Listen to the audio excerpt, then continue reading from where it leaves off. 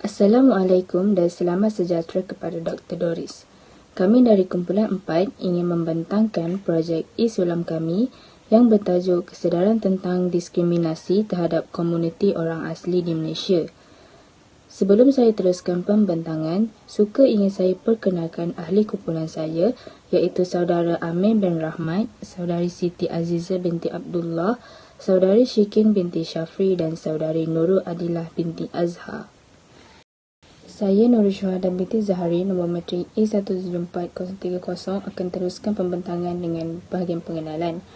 Orang asli merupakan satu kumpulan kecil atau dianggap sebagai golongan minoriti di Malaysia. Sebahagian besar masyarakat pribumi ini masih jauh ketinggalan dalam banyak hal berbanding kaum-kaum lain di Malaysia. Terdapat banyak masalah yang telah dihadapi oleh masyarakat pribumi ini, antaranya kemiskinan, keciciran dalam pendidikan, kesihatan, masalah kemudahan asas dan banyak lagi. Selain masalah pembangunan, masalah sosial juga wajar diberi perhatian apabila golongan minoriti ini sering berhadapan dengan isu diskriminasi. Isu diskriminasi ini berlaku berkemungkinan disebabkan oleh ketidakseimbangan pemahaman identiti bangsa secara menyeluruh.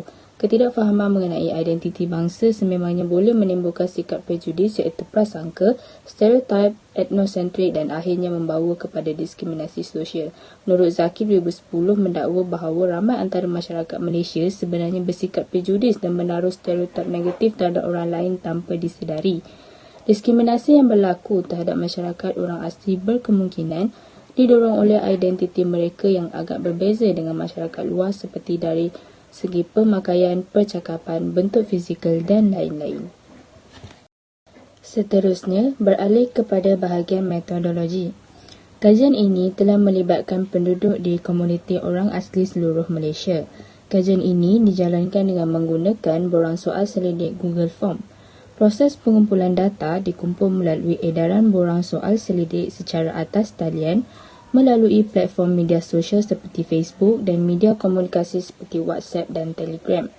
Proses edaran borang soal selidik ini juga turut dibantu oleh dua individu luar yang juga merupakan komuniti orang asli. Borang soal selidik yang diagihkan kepada responden ini mempunyai 5 bahagian iaitu bahagian A merupakan demografi responden, bahagian B pandangan responden mengenai diskriminasi dalam kalangan orang asli, bahagian C bentuk-bentuk diskriminasi, bahagian D faktor-faktor berlakunya diskriminasi dan bahagian E kesan-kesan diskriminasi.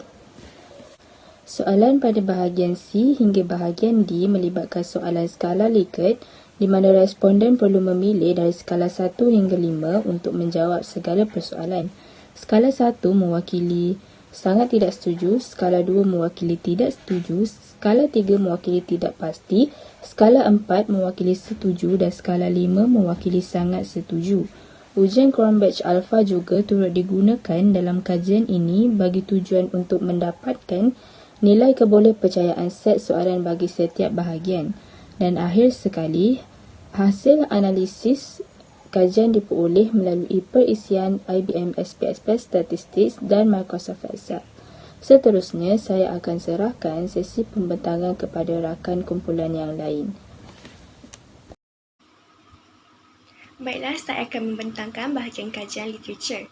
Yang pertama ialah bentuk-bentuk diskriminasi terhadap komuniti orang asli. Menurut hasil temuan yang dijalankan oleh Sok et al. 2016, responden pernah menghadapi diskriminasi dalam bentuk layanan yang tidak adil oleh kumpulan etnik lain dari segi memberi kerjasama dan kepercayaan pada mereka. Mereka juga didiskriminasi oleh apabila kumpulan etnik lain seperti enggan bercakap dengan mereka, tidak menghormati, tidak menegur sapa atau melayan mereka dengan angkuh. Seterusnya, berdasarkan kajian Sok et al. 2016 dan Anderson 1995, diskriminasi juga berlaku dalam bentuk bahan ejekan. Responden menyatakan bahawa mereka merasakan terdapat diskriminasi etnik, iaitu apabila terdapat etnik lain memandang rendah terhadap etnik mereka. Mereka sering menjadi mangsa buli dan dalam berbagai bentuk oleh belajar dari yang berlainan etnik, termasuk menjadi bahan ejekan, penghinaan, gangguan fizikal dan gangguan seksual dan diskriminasi. Seterusnya, menurut Sok et al. 2016 juga, terdapat responden yang menyatakan bahawa mereka merasakan diskriminasi kerana kumpulan mereka disifatkan sebagai pendatang, berbahaya, agresif, suka bergaduh dan penjenayah. Selain itu, responden juga merasakan mereka didiskriminasi disebabkan oleh memiliki wajah asli etnik mereka. Ini menunjukkan bahawa etnik lain memiliki persepsi atau pandangan yang negatif terhadap orang asli. Yang terakhir ialah peluang pendidikan yang tidak sama. Berdasarkan kajian Dockery 2010, orang asli di Australia yang mempunyai tahap pendidikan yang rendah menjadi punca utama kepada permasalahan ekonomi, seperti kekurangan peluang untuk mendapatkan pekerjaan. Disebabkan golongan orang asli mempunyai tahap pendidikan yang rendah, mereka sukar untuk mendapatkan tempat dalam masyarakat. Seterusnya ialah faktor-faktor berlakunya diskriminasi terhadap komuniti orang asli. Yang pertama, menurut Rosnan dan Talib 2019, iaitu tahap pendidikan yang rendah. Hal ini kerana sistem pendidikan yang disediakan untuk anak-anak orang asli masih tidak mengambil kira perbezaan budaya sehingga menyebabkan anak-anak orang asli berasa tertekan untuk memasuki sistem pendidikan arus berdana sehingga mengakibatkan isu seperti diskriminasi dan tersisih. Yang kedua ialah perbezaan pemakaian, percakapan dan kepercayaan. Menurut Dockery 2010, isu utama dalam pembangunan komuniti orang asli ialah berkenaan dengan budaya dan gaya hidup tradisional seperti yang menjadi penghalang kepada mereka mencapai matlamat ekonomi. Perbezaan ini menyebabkan mereka sendiri diskriminasi oleh etnik lain. Seterusnya, menurut Jones 1990, perbezaan cara percakapan juga merupakan faktor diskriminasi.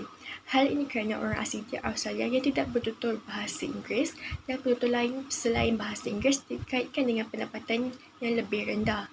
Hal ini menyebabkan keupayaan untuk bertutur dalam bahasa tempatan telah menjadi satu komponen modal insan individu. Yang terakhir, berdasarkan kajian Alfred 2010, mendapati bahawa golongan orang asli di Australia memiliki pendapatan secara purata lebih rendah dan mempunyai pengangguran yang tinggi berbanding penduduk lain. Hal ini menunjukkan bahawa pendapatan yang lebih rendah dalam kalangan orang asli berlaku kerana kurang keterlibatan mereka dalam sektor ekonomi tempatan menyebabkan mereka tersisih dari masyarakat.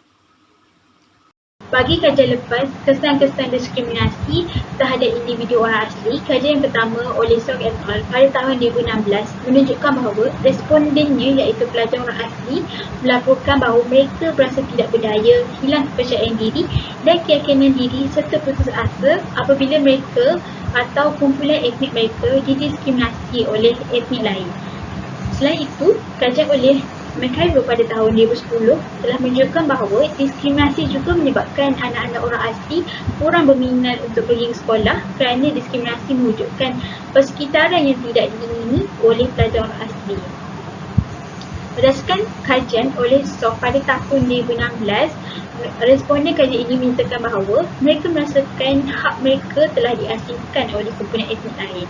Antara hak yang disisihkan ialah tidak boleh menggunakan kemudahan universiti bagi etnik orang asli. Selain itu, terdapat juga diskriminasi dalam pilihan kemasukan ke universiti awam, penerimaan beasiswa, penawaran pekerjaan atau mendapatkan jawatan yang lebih penting dan tinggi dalam sesebuah organisasi. Dalam kajian oleh Lorenzo pada tahun 2013 yang telah dijalankan ke atas komuniti orang asli di Kanada, mendapati bahawa komuniti ini mempunyai sedikit pembangunan sepanjang hayat mereka, terutamanya dari segi infrastruktur sosial seperti jalan raya. Menurut kajian Ramdi pada tahun 2014, banyak projek pembangunan infrastruktur termasuk penyediaan kemudahan infrastruktur sosial dilaksanakan oleh kerajaan di Malaysia. Namun begitu, masyarakat orang asli ini masih kurang mendapat akses kepada infrastruktur ini berbanding dengan etnik lain di negara ini. Dalam kajian Shofat dan Sio juga mempunyai idea yang lebih kurang sama, iaitu pengaji mendapati bahawa kerajaan masih memberikan bantuan kepada mereka, akan tetapi infrastruktur yang diberikan tidak diuruskan dengan baik dan masih tidak memenuhi keperluan mereka. Dalam sebuah kajian oleh Alfred pada tahun 2012, mendapati bahawa masih ramai penduduk orang asli di Kanada tidak berhijrah ke bandar disebabkan oleh faktor-faktor sosial, kurang pendidikan dan juga kekurangan peluang untuk mendapatkan pekerjaan di bandar.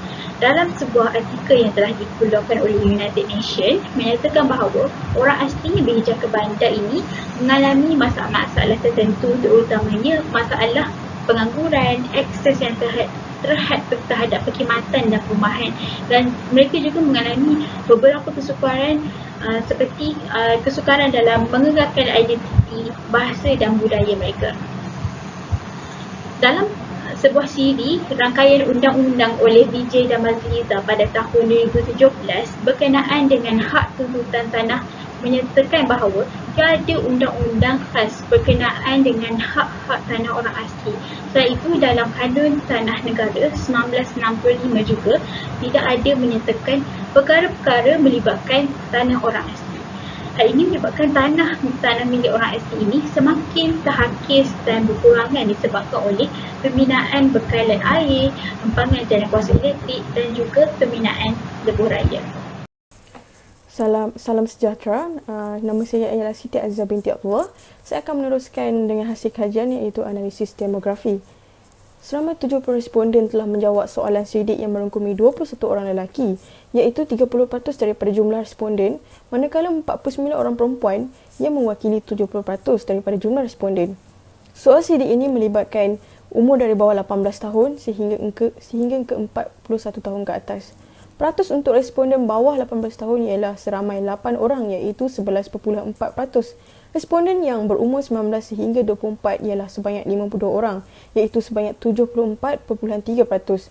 Responden yang berumur 25 sehingga 35 ialah sebanyak 5 orang iaitu 7.1%, dan responden yang berumur 36 sehingga 40 tahun ialah sebanyak 4 orang iaitu 5.7%, dan responden 41 tahun ke atas ialah hanya seorang sahaja iaitu 1.4%.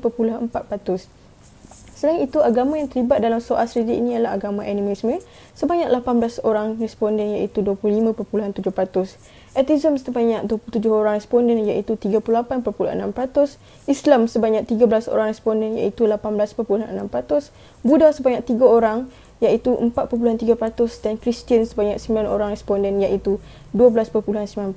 Seterusnya, status pekerjaan responden. Berdasarkan soal selidik, bilangan responden yang melakukan pekerjaan seharian adalah sebanyak 5 orang iaitu 7.1%. Responden yang bekerja di bahagian kerajaan adalah sebanyak 4 orang iaitu 5.7%. Manakala responden yang bekerja di sektor swasta ialah sebanyak 4 orang iaitu 5.7%, dan masyarakat orang asli yang belum bekerja seperti sedang melanjutkan pelajaran ialah sebanyak 47 orang iaitu 67.1%. Dan responden yang tidak bekerja adalah sebanyak 10 orang iaitu 14.3%. Kemudian, tahap pendidikan responden yang terlibat PMR dan PT3 ialah sebanyak 1 orang iaitu 1.4%. Responden yang mempunyai SPM sebanyak 32 orang iaitu 45.7%. Responden yang berkelulusan STPM sebanyak 13 orang iaitu 18.6%, dan responden berkelulusan ijazah sejana muda sebanyak 24 orang iaitu 34.3%. Kesemua responden pernah menghadapi masalah dari segi diskriminasi, dan ini menunjukkan perkara ini benar berlaku di kalangan orang asli. Baiklah, saya akan meneruskan hasil kajian dengan pengetahuan responden. Catatpai di atas menunjukkan peratus diskriminasi yang pernah dialami oleh kaum orang asli. Berdasarkan catatpai di atas menunjukkan majoriti responden sebanyak 52.9% pernah menghadapi situasi diskriminasi.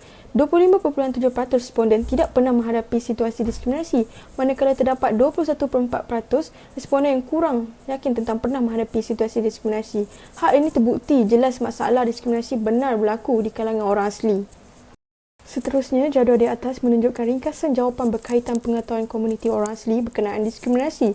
Seramai 63 responden memahami maksud diskriminasi, manakala hanya 3 responden yang tidak memahami maksud diskriminasi.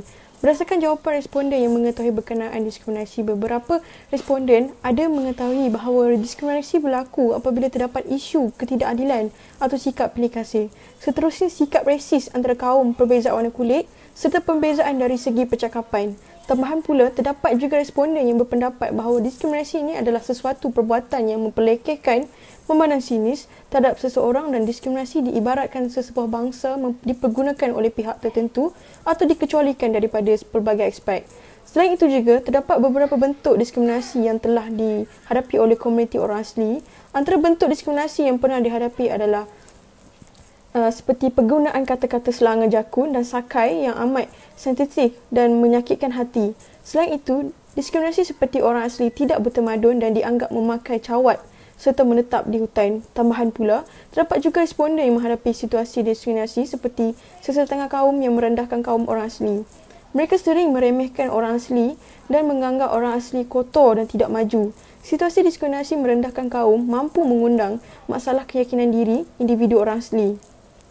Responden yang seterusnya mengalami situasi diskriminasi seperti penghinaan, pekaman, disisihkan rakan-rakan kerana orang asli bercampur India, dibuli secara mental, dibuli kerana cara pertuturan yang berbeza, serta ketika menyuara hak pandangan. Kemudian, ada responden yang mengatakan berkenaan pekerjaan di mana orang asli susah untuk mendapatkan pekerjaan berbanding masyarakat lain. Bagi ujian kebolehpercayaan, kami menggunakan nilai Cronbach Alpha bagi memperlihatkan kebolehpercayaan soalan-soalan yang kami tanyakan kepada responden tentang tujuan kajian ini dibuat. Jadi hasil daripada kajian kami, soalan-soalan yang telah disediakan di dalam soal selidik mendapati bahawa nilai Cronbach Alpha kami adalah pada nilai yang tinggi, iaitu 0.8 dan ke atas. Hal ini menunjukkan bahawa kebolehpercayaan soal selidik kami adalah sangat baik dan ia boleh diguna pakai untuk hasil kajian kami. Baiklah, kita akan meneruskan hasil kajian kita dengan faktor-faktor diskriminasi. Jadual di atas menunjukkan keputusan faktor-faktor berlakunya diskriminasi terhadap orang asli dan purata min untuk soal selidik dari segi faktor ialah 3.95. Hal ini telah membuktikan faktor diskriminasi yang telah dihadapi oleh orang asli adalah disebabkan perbezaan dari segi percakapan, pemakaian, kepercayaan, akses kepada teknologi, tahap pendapatan yang rendah serta tahap pendidikan yang rendah. Namun, terdapat seorang responden yang percaya bahawa faktor diskriminasi tidak berlaku dari segi kepercayaan. Seterusnya saya akan membincangkan tentang bentuk-bentuk diskriminasi. Secara keseluruhan, responden kami menyatakan bahawa soalan-soalan yang ditanyakan adalah pada min 3.67, iaitu pada tahap yang setuju dan neutral. Jadi, hal ini menunjukkan bahawa bentuk-bentuk diskriminasi yang kami nyatakan ini adalah pada responden mungkin pada lebih kepada neutral ataupun pernah tidak ditolak oleh responden kami. Jadi bentuk-bentuk diskriminasi yang ingin saya tumpukan adalah pada menjadi yang mempunyai nilai min tertinggi, iaitu soalan yang kelima yang mana menunjukkan bahawa menjadi bahan ejekan daripada kaum lain. Hal ini adalah sangat diskriminasi yang sangat common ataupun sangat biasa dihadapi, menunjukkan bahawa nilai min juga tinggi, iaitu di antara setuju hingga tidak setuju hingga sangat setuju. Jadi perkara ini juga turut bentuk-bentuk diskriminasi yang lain juga. Yang kedua tertinggi adalah persepsi orang luar yang negatif terhadap orang asli. Perkara ini juga turut dihadapi oleh disebabkan komuniti minoriti yang sangat-sangat tertindas disebabkan oleh ketidakupayaan dalam mempunyai pembangunan dan menikmati pembangunan dan sebagainya. Hal ini menunjukkan bahawa bentuk-bentuk diskriminasi ini adalah yang sangat dipersetujui oleh responden kami. Namun begitu, terdapat satu perkara bentuk diskriminasi yang sangat rendah nilainya min, iaitu 2.89, iaitu peluang pendidikan yang tidak sama. Dengan nilai min tersebut, ia menunjukkan pada tahap responden kami menyatakan bahawa ia adalah pada tahap neutral di antara tidak setuju dan juga neutral. Perkara ini menunjukkan bahawa peluang pendidikan yang diterima oleh orang asli adalah mereka turut mempunyai peluang pendidikan yang sama. Jadi mereka kurang setuju dengan penyataan ini, menunjukkan bahawa mereka mempunyai peluang pendidikan yang sama seperti kaum yang lain. Seterusnya adalah berkenaan dengan kesan-kesan diskriminasi. Daripada soalan-soalan yang kami tanyakan ini, secara keseluruhan responden adalah pada tahap yang setuju, iaitu dapat dibuktikan melalui min keseluruhan 4.43. Namun begitu, saya ingin fokuskan kepada dua yang kesan yang tertinggi nilai minnya, iaitu hilang kepercayaan dan keyakinan diri serta kurang pembangunan di kawasan komuniti orang asli. Antaranya yang kesan yang paling tertinggi adalah kurang pembangunan di kawasan komuniti orang asli ini merupakan kesan diskriminasi yang tampak dilihat. Hal ini adalah disebabkan oleh bantuan-bantuan yang kurang diterima oleh mereka,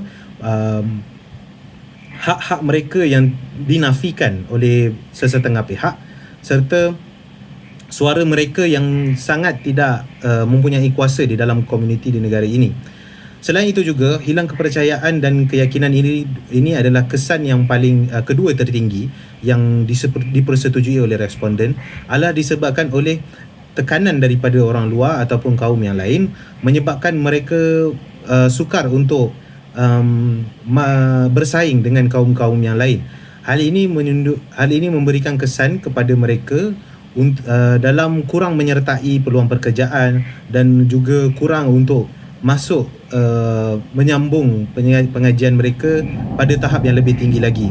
Hal ini adalah disebabkan oleh perasaan mereka yang inferiority complex ataupun perasaan yang kurang rendah diri, rasa rendah diri yang terlalu sangat. Dan itu sahaja daripada saya berkaitan dengan hasil kajian. Terima kasih. Berdasarkan kajian ini, terdapat beberapa dasar yang boleh dicadankan untuk mengatasi masalah-masalah diskriminasi dalam kalangan orang asli di Malaysia, iaitu yang pertama, dengan memperluaskan lagi penyediaan infrastruktur asas di kawasan perkampungan orang asli seperti penyediaan jalan raya yang lebih baik, bekalan elektrik tanpa gangguan terutamanya di kawasan pendalaman perkampungan, dan juga menyediakan bekalan air yang bersih dan terawat. Selain itu, cadangan dasar yang kedua ialah dengan menambah baik penyampaian perkhidmatan seperti meningkatkan lagi penubuhan pusat transformasi luar bandar RTC dan juga pusat transformasi komuniti bergerak mobile CTC di kawasan perkampungan orang asli. Hal ini agar dapat mempertingkatkan lagi akses orang asli kepada pelbagai bentuk perkhidmatan seperti kewangan, pendidikan dan juga kesihatan. Hal ini kerana RTC melibatkan pelbagai kementerian seperti Kementerian Pengajian Tinggi, Kementerian Kesihatan dan juga Kementerian Kewangan. Selain itu, bagi mengatasi masalah-masalah hak jaminan orang asli, kerjasama di antara Jabatan Kemajuan Orang Asli JAPWA dan juga Suruhanjaya Hak Asasi Manusia Malaysia perlu dipertingkatkan dengan mengkaji semula semua syar-syar yang telah dibentuk oleh Suhakam berkenaan dengan hak-hak tuntutan jaminan orang asli. Oleh itu, pelaksanaan syar-syar yang lebih komprehensif berkenaan dengan isu-isu ini perlu dipertimbangkan dan pelaksanaannya bagi melindungi hak-hak mereka. Dari aspek sosio budaya pula, kerjasama di antara pihak JAPWA dan Jabatan Kebudayaan di bawah Kementerian Pelancongan Kebudayaan perlulah dipertingkatkan. Hal ini kerana dapat memperkenalkan lagi sosio budaya orang asli seperti budaya, gaya hidup, peradaban serta cara pemakaian, pertuturan dan lain-lain kepada masyarakat lain. Usaha ini amat penting supaya dapat mengurangkan diskriminasi terhadap orang asli dan juga masyarakat di Malaysia dapat lebih memahami dan dapat meraihkan perbezaan di antara mereka. Itu sahaja daripada kumpulan kami. Sekian, terima kasih.